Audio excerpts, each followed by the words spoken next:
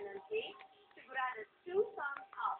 Now na, Chris for love, Manzano, nagpatulong nga ba kay Carmen Su para makausap si Angel of Sin? From Emmy, back to work na rin ngayon si Carmen Su, at ang kanyang magiging leading man this time, si Luis Manzano.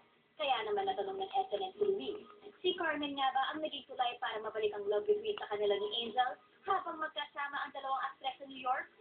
And I think naman kailangan tuman si Carmen. The whole time na nasa Emmy si Angel, kausap ko siya. Hindi ko naman kailangan tuman si Carmen. And now that back to work na rin si Angel would co at ako, may bilin kaya si Luis sa his fellow Cowboy Bong Navarro basta namang magiging leading man ng aktres?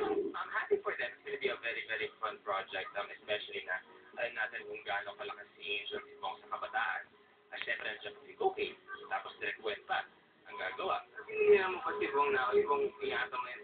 Wala si Bong maalaga talaga yung sarili niya. So I don't need to remind Bong. Alam ko kung paano si Bong ang sarili niya. Kung confident naman si Luis kay Bong for Angel, believe naman ito sa dedication ni Carmen pagdating sa trabaho.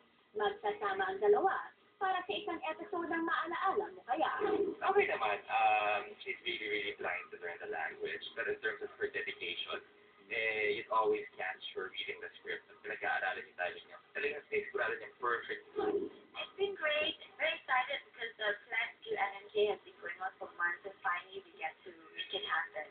And it's a struggle and a shock to the system again to have to memorize the Tagalog lines again. At ang promise ng dalawa sa kanilang first ever MNK episode. Pinapangako namin ibang klaseng tambalan na makikita niyo, especially si Carmen, na napakagaling sa episode na ito. It is about a Malaysian girl finding her footing and adjusting to being in the Philippines. She's very much like myself. So, still watch it.